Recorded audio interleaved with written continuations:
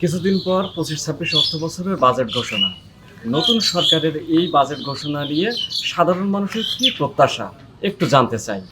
আমরা সাধারণ জনগণ সর্বদা চাই যে বাজেট ঘোষণার ক্ষেত্রে একটা জিনিস যেন দেখা হয়, যেন নিত্য প্রয়োজনীয় দাম যেন গরিব দুঃখীদের হাতের নাগালে থাকে। তারা যেন তাদের প্রয়োজনীয় চাহিদা স্বল্প মূল্যে ক্রয় করতে পারে এবং সর্বোপরি বাজারের সকল দ্রব্যমূল্য যেন গরিব দুঃখীর হাতের নাগালে থাকে। বাজেটে আমরা চাই যে যাতে দ্রব্যমূল্য নিত্য প্রয়োজনীয় দ্রব্যমূল্য দামটা কম থাকে, যাতে সাধারণ মানুষ অন্তপক্ষে কিনে কেটে খেয়ে প্রাণে বাঁচতে পারে, স্বাভাবিক জীবনযাপন করতে পারে। এতটুকুই এই সরকারের প্রতি আমাদের প্রত্যাশা।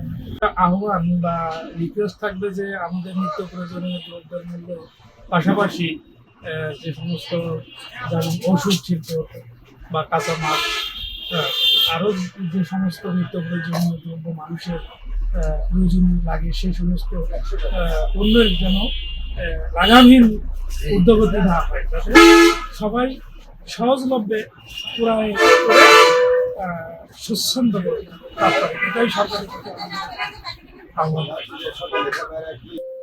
এই বর্তমান সরকারের যে নতুন বাজেট আসছে, এই বাজেটে আমরা চাচ্ছি, আমরা সবাই চাই যে সমস্ত দ্রব্য পণ্যগুলো যাতে হাতের লাগালে থাকে, আমরা কৃষক, আমরা গরিব মানুষ, সাধারণ মানুষ আমরা যাতে খেয়ে বেঁচে থাকতে পারি। প্রত্যেকটা জিনিসের দাম যাতে কমতির ভার থাকে, যেমন চাল, ডাল, আটা, তেল, এই সমস্ত জিনিসের পরে কমতির ভার থাকে। আমরা সে আশাবাদী বর্তমান সরকারের কাছে।